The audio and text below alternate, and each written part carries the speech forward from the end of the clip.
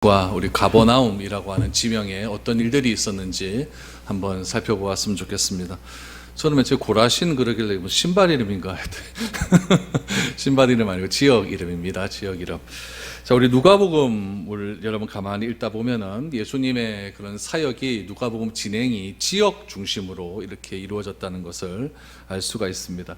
가장 먼저 등장하는 것이 성전입니다. 예루살렘에 있는 성전이 등장을 하죠. 그것은 메시아에 대한 오랜 기다림의 결과로 하나님의 응답이 어떻게 이루어지는지를 보여줍니다. 성전 안에 우리 분향하는 사가랴라고 하는 사람에게 천사를 보내어 기도의 응답을 허락해 주셨습니다. 그리고 성전에서 메시아를 기다리던 우리 시므온과 안나에게 아기 예수님을 직접 만날 수 있는 그런 기회를 주심으로 메시아에 대한 오랜 기다림의 응답을 허락해 주셨습니다. 누가복음은 이렇게 성전에서부터 시작이 됩니다. 성전 다음에 시작되는 것이, 성전은 예루살렘에 있잖아요, 그렇죠? 예루살렘 바로 윗지역에 보면은 중부지방의 광야가 등장을 하죠. 광야에서 예수님께서 시험을 받으십니다. 그래서 고난과 준비를 나타내는 지역으로 예수님께서 광야에서 세례를 받으시고 사탄에게 시험 받는 그런 일들이 일어나게 됩니다. 그리고 나오는 지역이 북부지방에 있는 갈릴리 지방입니다. 그러니까 제일 남쪽에 예루살렘에 있는 성전, 중부지방의 광야, 그 다음에 갈릴리, 이렇게 등장을 하는 거죠. 갈릴리에서 예수님께서 많은 능력을 행하셨습니다. 그리고 우리가 갈릴리에서 사역이 누가복음 10장부터 시작이 되는데, 누가복음 10장에서 19장까지 보면은 이제 갈릴리에서 예루살렘으로 다시 올라오십니다. 왜 올라오냐고 얘기가 나오는데, 갈릴리는 북쪽, 예루살렘은 남쪽인데 왜 올라가냐 그러는데, 예루살렘이 훨씬 높은 지역에 있기 때문에 북쪽에서 남쪽으로 간다 할지라도 내려간다고 표현하지 않고 올라간다라고 이렇게 표현을 합니다. 그래서 갈릴리에서 예루살렘으로 올라가는 그런 광경이 10장에서 19장까지 등장을 하게 됩니다. 그래서 갈릴리에서 예루살렘으로 가는 첫 번째 사건이 오늘 본문에 등장을 하는 누가복음 10장에 나오는 70명의 제자를 파송하는 사건이 등장을 하게 됩니다.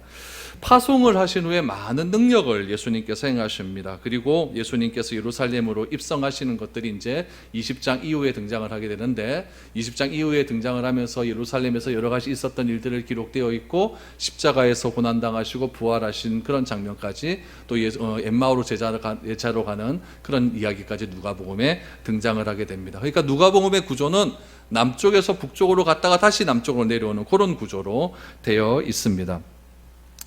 예수님께서 예루살렘으로 이제 올라가시기 위한 준비를 하십니다. 준비를 하시는데 그냥 가시면 될 것 같은데 왜 굳이 70명의 제자를 파송하시는가에 대한 이야기를 조금 해보아야 됩니다.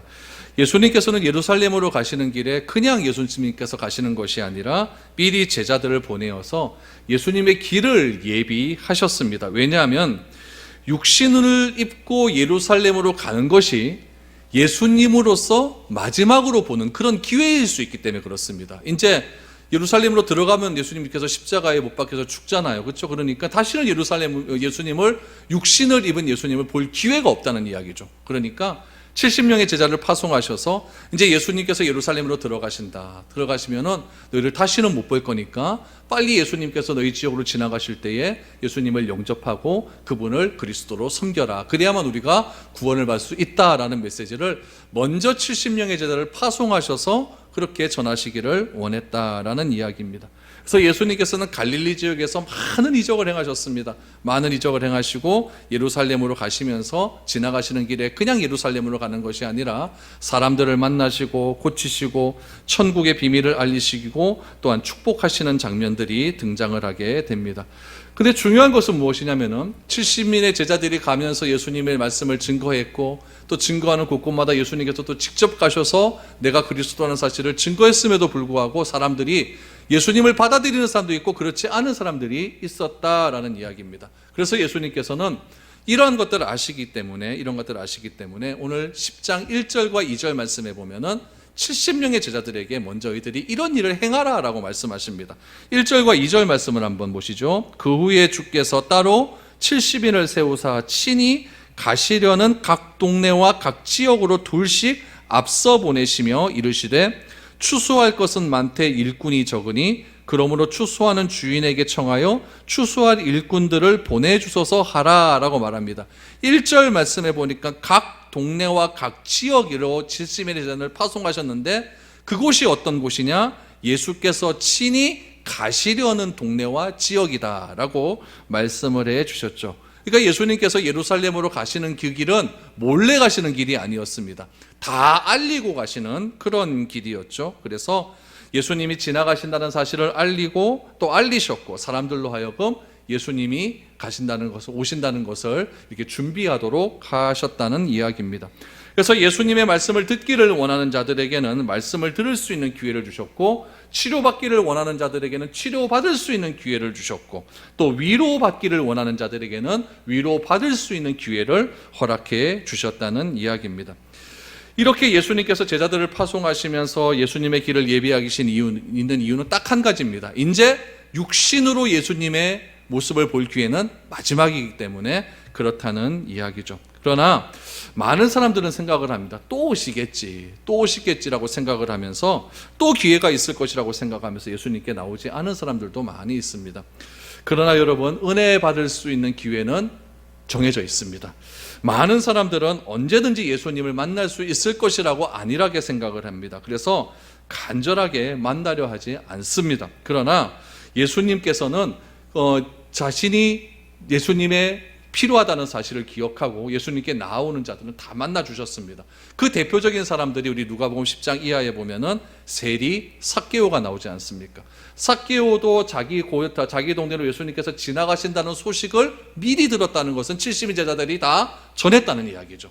그 이야기를 듣고 삭개오는 예수님을 만났고, 또 소경 바디메오도 그러지 않습니까? 다 소문을 듣고 나사렛 예수여 나를 불쌍히 여기소서라고 하는 그런 외침 속에서 그 세리 삭개오는 자신의 안타까운 그런 모든 마음들을 예수님께 다 토해놓음을 통해서 그는 아브라함의 자손이라 칭함을 받을 수가 있게 되었고, 바디메오는 앞을 볼 수 있는 귀한 구원의 은혜를 허락했다는 이야기입니다. 그러므로 여러분, 우리가 예수님의 은혜를 받는 일은 절대 미루어서는 안 된다는 이야기죠. 언제든지 은혜를 받을 수 있을 것이라고 생각하는 사람들은 결국 땅을 치며 통곡하게 될 것입니다. 그러나 이번에 은혜를 받는 일이 내 생의 마지막 기회라고 생각하는 사람들에게는 반드시 하나님의 은혜를 경험할 수 있게 됩니다. 그래서 오늘 2절 말씀에 보시면은 추수라고 하는 표현을 사용해요. 추수라고 하는 표현. 추수하라라고 말씀하지 않으시고 그냥 천국 복음을 전해라라고 말합니다. 여러분, 추수라고 하는 표현은 무엇이 담겨져 있냐면 그 추수라고 하는 말 속에는 뿌림과 거둠이 담겨져 있습니다. 추수니까요.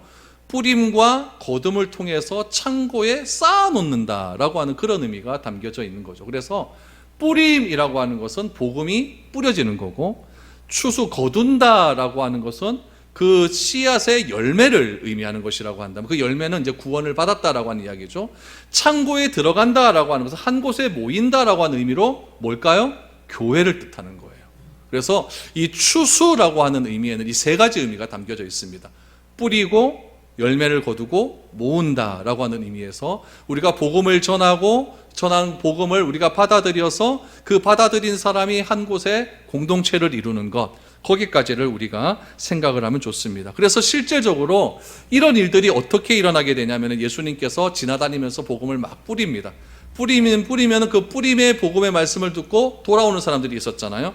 그 돌아오는 사람들이 언제 모이게 됩니까? 예수님께서 승천하시고 성령께서 오시고 마가다락방에 성령이 임하자 그곳에서 최초의 교회가 모이지 않습니까? 예루살렘 교회, 초대교회라고 하지 않습니까? 그래서 그 초대교회를 통해서 우리가 추수의 우리가 마지막을 경험할 수 있게 된다라는 것을 우리는 기억해야 됩니다. 그래서 예수님께서는 성령께서 믿는 자들을 교회로 거두어 천국 국간에 넣으실 것을 미리 내다보시는 거죠. 미리 내다보시면서 추수할 일꾼이 되라라고 하지 않고 무엇을 하라? 추수한 일꾼을 보내어 달라라고 말씀을 합니다.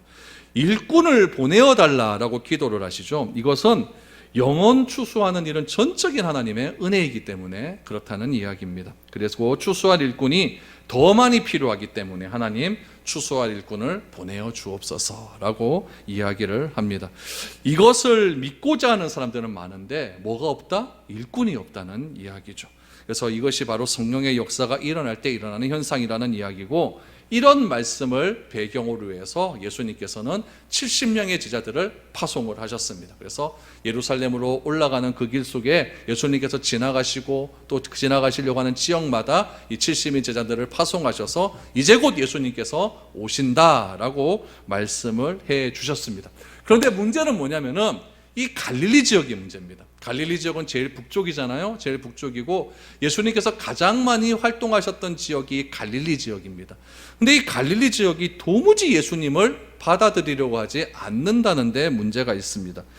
갈릴리 지역에서 얼마나 많은 기적을 행했습니까? 우리들이 알고 있는 대부분의 기적들은 다 갈릴리에서 행한 그런 일들입니다. 말씀을 가르치시죠. 산상수훈 다 갈릴리 지역 아닙니까? 그렇죠? 심령이 가난한 자, 얼마나 좋은 말씀이에요. 다 갈릴리 지역에서 하셨어요. 오병이요, 다 갈릴리 지역에서 하신 일 아닙니까? 가버나움에서는 또 얼마나 많은 일들을 행하셨어요. 그러나 그 지역 사람들이 예수님을 믿지 않는다는 데 있죠. 그래서 예수님은 갈릴리 지역을 저주하십니다. 되게 위험한 무서운 발음이죠. 저주하신다. 오늘 본문 13절 14절입니다.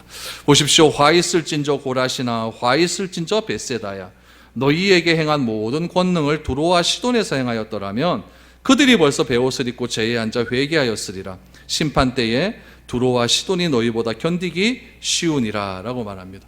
먼저 고라신에 대해서 말씀을 해드리겠습니다. 사진을 한번 보여주시면은, 이게 고라신 회당입니다. 갈릴리 북쪽에 있어요. 갈릴리 제일 북쪽 지방에 보면은 고라신이라고 하는 지역이 있는데 이스라엘 국립공원입니다. 국립공원인데 여기가 뭐냐면 고라신 지역의 회당이에요. 회당이니까 이곳에서 이제 사람들이 많이 모여서 그렇게 예수님을 하나님의 말씀을 듣고 그 회당 안에서 이제 회당장이 앉아서 많은 사람들에게 복음을 하나님의 말씀을 가르쳤던 그런 지역이죠. 그런데 오늘 13절 14절에 보니까 고라시나 화이슨자 벳센자, 너희가 두로와 시론에서 이런 일을 행했다라면 벌써 다 이렇게 회개했을 것인데 너희들은 회개를 하지 않는, 하나님의 말씀을 받아들이지 않자, 이렇게 얘기하잖아요.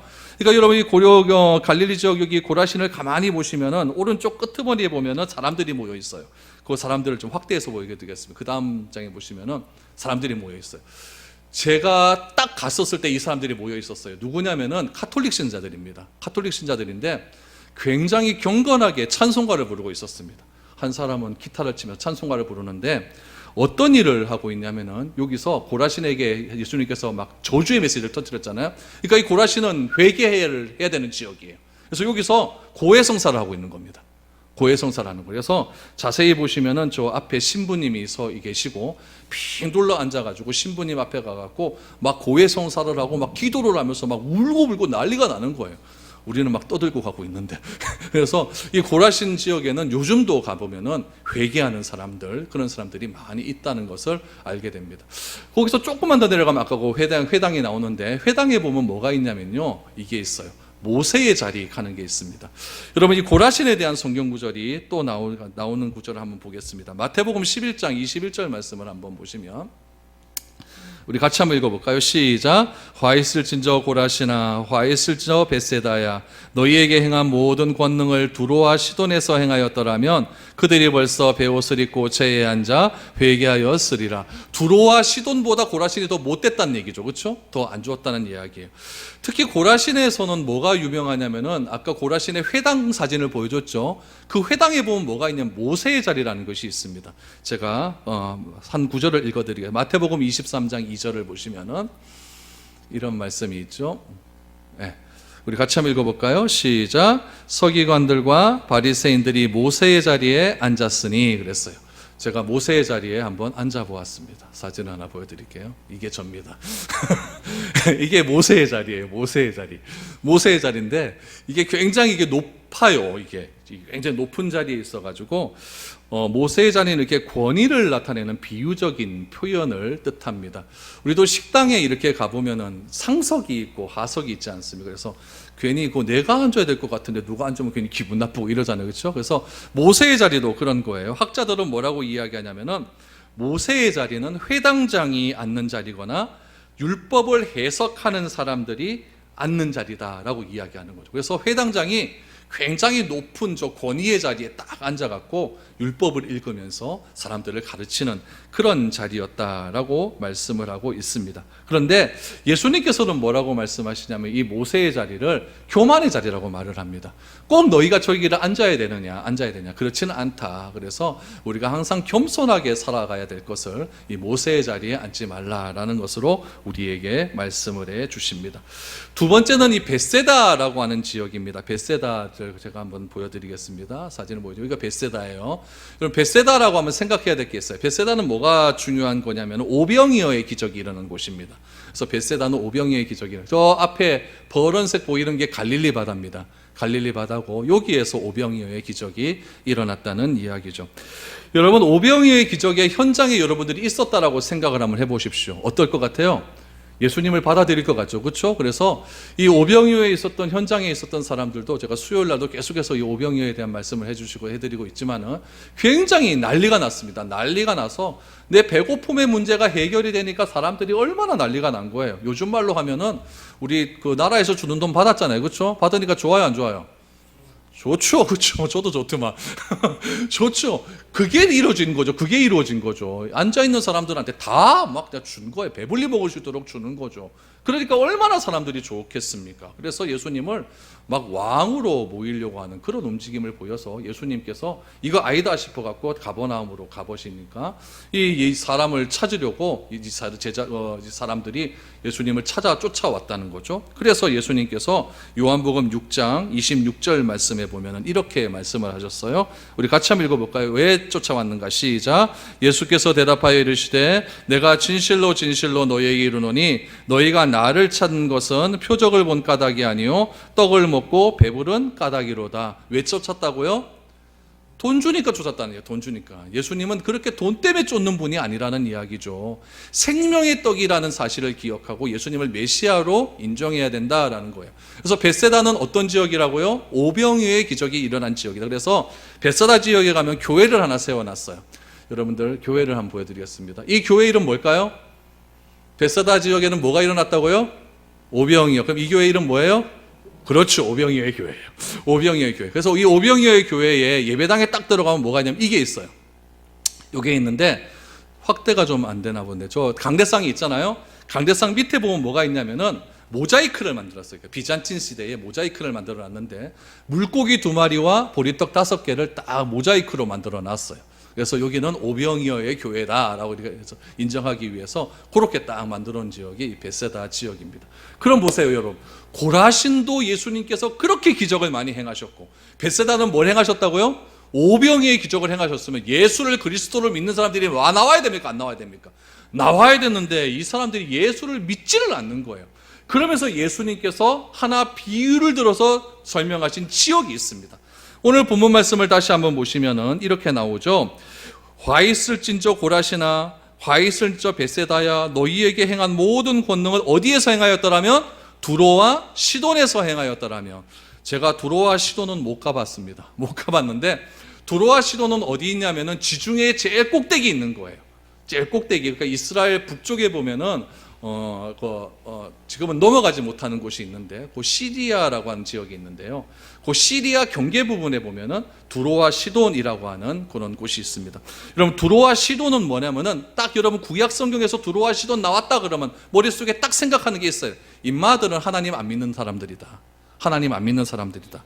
그래서 예수님은 고라신 사람들과 벳세다 같은 갈릴리 지방 사람들이 누구보다 나쁘다고 얘기했냐면은 두로와 시돈 사람들보다 더 나쁘다고 얘기했어요. 두로와 시돈의 대표적인 여자가 하나 나옵니다. 누구냐면은 아하방의 와이프 이세벨이에요. 그러니까 이세벨이라고 하는 여자는 두로와 시돈의 대표적인 아주 악한 여자예요. 이스라엘의 3대 악녀 아닙니까? 그러니까 굉장히 나쁜 여자예요. 이 여자가 아하방에게 시집 올 때 뭘 갖고 왔냐면요. 이 우상을 갖고 온 거예요. 우상을 갖고 와갖고 하나님의 만든 제단에다가 그냥 우상을 다 갖다 놔버려가지고 그렇게 하나님을 완전히 굉장히 안 좋게 망령되게 일컫던 그렇게 행했던 여자가 이세벨이라고 하는 그런 여자였습니다. 이 두로와 시돈은 이세벨의 고향이에요. 그러니까 얼마나 그 동네 자체가 악했는지를 우리가 알 수가 있습니다. 두로와 시돈을 또 하나 여러분 기억할 것은 무엇이냐면 솔로몬이 궁전을 만들 때에 백향목이 거기서 나옵니다. 그래서 두로라고 하는 항구에서 백향목을 실어서 저기 지중해를 타고 내려오면은 저쪽 요빠라고 하는 항이 나와요. 요나가 도망갔던 거 있죠. 요빠라고 하는 게 와가지고 요빠항에서 그 백향목을 실어서 요빠에서 예루살렘까지 가깝거든요. 그래서 이제 수로로 이제 육로로 그렇게 예루살렘으로 옮겼습니다. 그러니까 두로와 시돈은 여러분들이 생각할 것은 아주 악함의 대명사다. 대표적인 여자는 이세벨이다. 솔로몬 시대 때의 성전 백향목을 거기서 공수했다라고 생각을 하시면 좋습니다. 고라신과 벳세다가 얼마나 회개를 안 했으면은 예수님께서 두로와 시돈보다 더 악하다. 두로와 시돈에서 이런 일들을 행했으면 두로와 시돈 사람들은 회개를 했을 것인데 이 고라신과 벳세다 사람들은 도무지 회개를 하지 않는다라고 말을 했다는 이야기입니다. 그만큼 고라신 사람들 또 벳세다 사람들은 하나님께 회개하지 않는 그런 사람이었다라는 것을 알 수가 있죠. 네 번째 지역은 가버나움입니다. 가버나움은 아주 좀 유명한 곳이에요. 우리 본문 15절과 16절 말씀을 한번 보시기 바랍니다. 가버나움아, 내가 하늘에까지 높아지겠느냐? 음부에까지 낮아지리라. 너희 말을 듣는 자는 곧 내 말을 듣는 것이요, 너희를 저버리는 자는 곧 나를 저버리는 것이요, 나를 저버리는 자는 나 보내신 이를 저버리는 것이라 하시니라 라고 말합니다.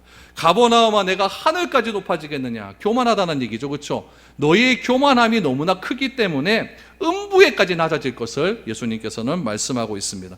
가버나움 입구에 가면 이런 게 있습니다. 이런 게 있죠. 그 명패가 딱 있어요. 뭐라고 하냐면 가버나움 써 있고 더 타운 오브 지저스라고 있어요. 예수의 도시다라고 하는 것이죠. 예수의 도시다. 그래서 그만큼 가버나움은 예수님과 굉장히 밀접한 그런 도시입니다. 가버나움에 가면 제일 유명한 곳이 뭐가 있냐면요, 베드로의 장모님이 계시던 곳이 있어요. 거기 저 위에 보면은 건물이 하나 보이죠? 그 건물은 베드로 장모님이 치유받은 것을 기념하기 위한 교회고, 그 밑에 보면 터가 있습니다. 터가 있는데 거기가 베드로 장모의 집이죠. 그래서 여기는 카톨릭에서 이렇게 만든 거고, 그 옆에 보면 또 하나 이렇게 가버나움에 이런 그 교회가 있어요. 근데 거기는 잘 가지를 않더라고요. 가지를 않는데 아무튼 가버나움은 굉장히 그 교만한 곳이에요. 그래서 요 가버나움 입구에 보면은 베드로 동상이 하나 이렇게 딱 서 있어요. 그 옆에 서 있는 사람은 서상제님입니다. 예, 역광이 있어가지고 잘 나오질 않았습니다. 베드로 동상이 딱 서 있고, 요 베드로 동상 밑에 이렇게 내려가면 베드로 수익권 교회도 있고, 그래서 요한의 아들 시몬아, 내가 고백 위에 네 반석이라고 하는 고백 위에 내 교회를 세우겠다라고 하는 거 있죠. 그래서 그 반석이 커다랗게 있는 그런 베드로 수익권 교회도 저 밑에 내려가면 있습니다. 그래서 이 가버나움이라고 하는 것은 베드로와 또 연관되어 있고, 가버나움을 예수의 도시라고 부를 만큼 굉장히 가버나움은 아주 유명한 도시입니다. 그런데 이 가버나움도 갈릴리 지역 아닙니까? 이 벳세다에서 한 4km만 가면 가버나움이 있거든요. 굉장히 가까운 인접 지역이 있어요. 그래서 벳세다, 갈릴리, 또 고라신, 요거는 갈릴리 바다 북쪽에 삼각형으로 이렇게 딱 돼 있어가 굉장히 거기서 혹인 그런 지역이에요. 그래서 굉장히 가깝습니다. 여기서 한 고령 가는 길 정도밖에 안 돼요. 이거 굉장히 가까운 지역에 그렇게 위치해 있는 지역이에요. 굉장히 밀접해 있는 그 지역 자체가 다 하나님 예수님으로부터 저주를 받고 회개를 하지 않고 교만한 지역이라고 그렇게 이야기를 했죠. 특별히 가버나움에게 대해서 16절 말씀해 보니까 너희 말을 듣는 자는 곧 내 말을 들을 것이요, 너희를 저버리는 자는 곧 나를 저버리는 것이요, 나를 저버리는 자는 곧 나를 보내신 이를 저버리는 것이라. 그러니까 예수의 말씀을 좀 잘 듣고 잘 행해야 되는데 예수님을 도무지 믿지 않는 거니까, 믿지를 않으려고 하니까 결국에는 하나님까지 믿지 않는다라고 이렇게 예수님께서는 말씀하고 있습니다. 그러면 여러분, 이 갈릴리 지역 사람들이 왜 이렇게 예수님을 안 믿었을까요? 이유는 딱 한 가지입니다. 예수님을 여러분 믿을 때 단순하게 믿어야 됩니다. 예수님은 굉장히 클린하지 않습니까? 단순하지 않습니까? 믿으면 구원받는다. 단순하죠, 그렇죠? 근데 사람들은 너무 복잡하게 생각을 한다는 이야기예요. 예수님의 능력을 믿으면 되는데, 내가 예수님을 믿게 되면 이 사람과의 관계는 또 어떻게 될까? 내가 예수님을 믿게 되면 또 먹고 사는 문제, 저 거래처하고는 또 어떻게 될까? 이런 관계를 너무나 복잡하게 생각을 하니까 이 갈릴리 지역 사람들은 예수님을 믿는데 굉장히 어려운 일들이 많이 있었다라는 이야기죠. 가버나움이 예수님을 믿지 않았던 결정적인 이유는요, 예수님이나 그의 제자들의 조건이 그들의 기대에 어긋났기 때문에 그렇습니다. 갈릴리 지역은요, 여러분, 베드로의 고향이기도 해요. 그렇죠? 그러니까 예수님의 제자들 중에서 갈릴리 지역 출신들이 굉장히 많았습니다. 굉장히 많았는데 얘네들의 이 갈릴리 지역의 제자들의 문제는 뭐였냐면 일단 돈은 있었어요. 여러분, 베드로 장모집이 저 정도였다고 한다면 제가 이래 보니까요, 방도 많아요. 우리 집보다 넓더라고요. 방도 많고 어지간한 이게 그 큰 집에 살고 있었다는 얘기예요. 또 베드로는 뭐가 있었냐면 배가 있었잖아요. 배 있는 집 뭐 잘 없잖아요. 배도 있었고 그랬기 때문에 잘 이렇게 사는 그런 부잣집 사람이었어요. 근데 문제는 뭐냐면은 배운 게 없다는 이야기죠. 그러니까 사람들이 생각하기에 돈만 있고 배운 게 없는 사람 뭐라 그래요? 졸부라 그러죠. 그렇죠? 별로 인정은 안 해주는 거죠. 인정은 안 해주는 겁니다. 갈릴리 사람들은 생각을 하는 거예요. 예수님의 제자들이 와서 예수님을 따르고 예수님의 제자들에게 또 말씀을 듣고 이렇게 하면서 그 제자들을 예수님의 권위를 가지고 인정을 해줘야 되는데 그런 것들을 도저히 인정하지 않고 내가 저거 어렸을 때 어떻게 했는데 다 아는데 예수님 어린 시절 내가 다 아는데 이런 식으로 생각을 해버리니까 갈릴리 사람들은 너무나 복잡하게 예수님을 믿으려고 했다는 거예요. 너무나 생각이 많았다는 이야기입니다. 그래서 복음을 거부하게 되는 거죠. 가버나움에 대해서 예수님께서 저주를 말합니다. 음부에까지 낮아질 거죠. 음부에까지. 음부는 뭡니까? 지옥을 뜻하는 거예요. 지옥을 뜻하는 거죠. 그래서 굉장히 너희들이 이제 저주를 받게 될 것이다 라는 말씀을 하시는 겁니다. 여러분, 하나님께서, 예수님께서 왜 갈릴리 출신들의 제자들을 선택했겠습니까? 이유는 하나예요. 보잘것 없는 사람을 택하셔서 그 보잘것 없는 사람들에게 사명을 허락하여 주심으로 그 사명받은 사람을 통하여 많은 사람들을 복음의 진리를 듣게 하기 위함이었다는 이야기입니다. 그러야만 여러분 진리가 보여요. 여러분, 학식이 높고 유명한 사람이 복음의 진리를 전하면은 뭐가 자꾸 보이게 되냐면은 전하는 그 사람이 자꾸 보여요. 저 사람은 어디서 공부를 했나? 저 사람은 뭐 때문에 저렇게 성공을 했나? 그런 것들이 자꾸 보이지 본질의 말씀이신 예수 그리스도의 말씀이 잘 보이지 않는다는 이야기입니다. 그래야만 사람의 겉모습에 걸려 넘어지지 않기 때문에 예수님께서는 차라리 가장 낮은 곳에 있었던 사람들, 그런 사람들을 불러 모아서 예수님께서는 자기의 제자로 만드시고 그 12명을 통하여 하나님 나라의 놀라운 일들을 베풀기를 원했다는 이야기입니다. 여러분, 겉은 멋장하게 보이지만 가짜들이 얼마나 많은 시대를 우리가 살아가고 있습니까? 여러분, 이 하원 지역에 살아가는 사시는 분들, 이 대구 지역에 살아가시는 사람들, 우리 하나님께, 예수님께 이러한 저주를 받지 않기를 소망합니다.